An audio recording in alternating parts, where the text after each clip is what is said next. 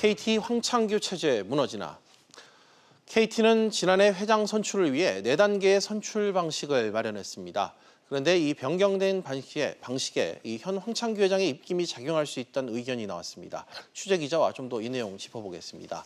최나리 기자, KT 회장의 선출 방식에 문제를 제기한 이 보고서가 나왔다고요?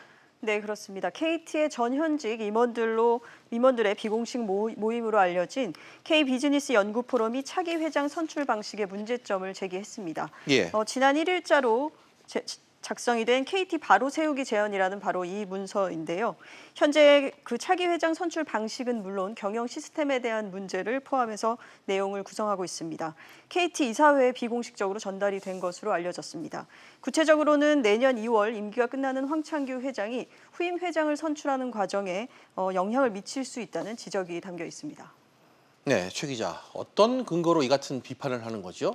네, 문서에 따르면 경영기획부문장이 관할하는 지배구조위원회에서 차기 회장 후보를 추천하는 현재 방식이 문제라는 겁니다. 먼저 현재 KT 회장 선임 절차를 보시면요. KT는 지난해 변경된 정관에 따라 4단계로 회장을 선출하게 됩니다. 지배구조위가 후보군을 고르게 되는데요. 연구포럼 측은 사내외 이사 5명이 참여하는 이 지배구조위에 문제를 제기하고 있습니다. 위원회 및 이사회 전체의 운영 총괄을 김인혜 사장이 맡고 있는데 김 사장은 황 회장의 비서실장 출신이어서 지배구조위가 황 회장의 입김에서 자유로울 수 없는 구조라는 겁니다. 네. 따라서 지배구조위에서 공개 모집을 통해 후보자를 접수를 받아야 한다는 등의 제안이 담겨 있습니다. 네. KT의 입장은 지금 나온 게 있나요? 네, KT 측은 곧바로 입장문을 통해서 후임 회장 선출에 황 회장의 영향력이 미칠 수 있다는 주장에 대해 일축했습니다. 우선 KT에 따르면 지배구조위원회는 이사회에 소속된 독립적 기구입니다. 또한 지배구조위원장은 경영기획부문장이 아닌 김대유 사회이사라고 밝혔습니다. 그러니까 연구포럼 측의 주장이 기본적인 사실관계에 기초한 것이 아니라는 지적입니다.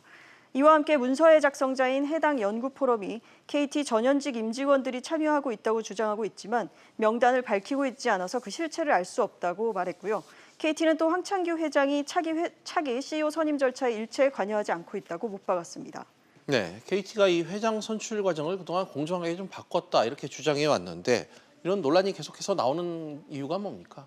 네, 이렇게 내외부에서 지적이 나오는 이유는 전현직 회장들이 정관계 로비와 채용 비리 등의 의혹에 관련돼 있기 때문입니다. KT는 현재 지배구조위를 중심으로 사내 회장 후보자 구성과 조사를 진행 중인데요. 전문성과 글로벌 리더십을 갖춘 후보가 선정된다면 해결이 될 것으로 보입니다. 네, 최 기자 잘 들었습니다.